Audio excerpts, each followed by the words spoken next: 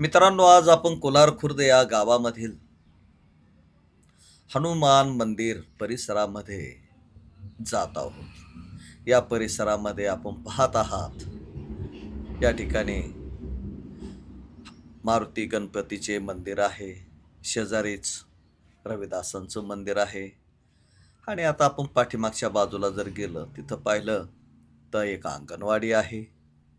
आणि अंगणवाडीच्या बाजूलाच पाहिलं ते एक व्यायामशाळा म्हणून लिहिलेली आहे, परंतु ती व्यायामशाळा नसून ते एक समाज मंदिर आहे।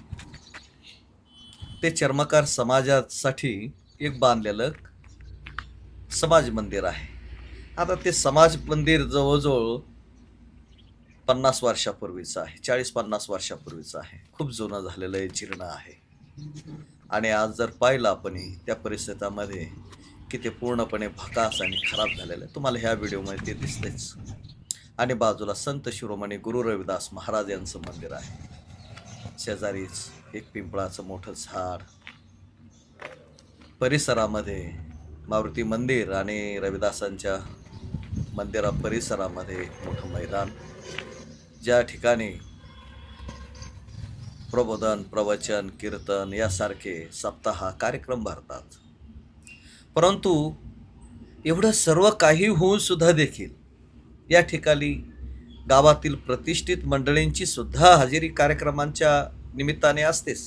सांस्कृतिक कार्यक्रम असतात, धार्मिक कार्यक्रम असतात, त्या निमित्ताने हजेरी तर असतेच। परंतु त्यांना बाकी हे काही दिसत नाही। पाठीमागच्या बाजूला जी अंगणवाडी आहे तिची कशा प्रकारे अवहेलना झालेली आहे। नवीनच अंगणवाडी जवळ 5-6 वर्षापूर्वी बांधलेली आहे। आणि त्या बाजूला संत शिरोमणी गुरु रविदास महाराज समाजाचं एक मंदिर पण आहे, आणि दोन्हीच्या मध्ये पाठीमागच्या बाजूला समाज मंदिर आहे।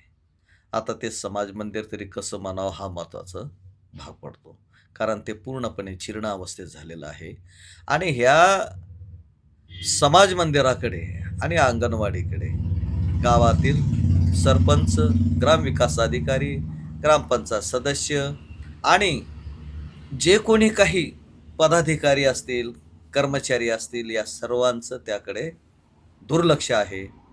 आम्ही सर्वांना एक विनंती करतो की बंधूंनो, हे काम एक समाजाचं आहे। त्या समाज कामासाठी आपण सर्वांनी मिळून त्या समाज मंदिराच्या जीर्णोद्धार, आता तर सोडून द्या, जीर्णोद्धाराला तर मंदिर असावं लागतं, परंतु कमीत कमी खासदार निधी, आमदार निधी यांच्याकडून काही मिळून आपल्याला त्या ठिकाणी एक सामाजिक भवन तरी उभं करता येईल। हे सांस्कृतिक भवन चर्मकार समाजाच्या शैक्षणिक, सामाजिक, सांस्कृतिक उत्थानासाठी त्या ठिकाणी ग्रंथालय, या सर्व गोष्टी एकत्र असलेली एक वास्तू निर्माण करता आली पाहिजे। भले तिचंवालं बजेट 1-2 कोटीपर्यंत बी जाऊ शकतं।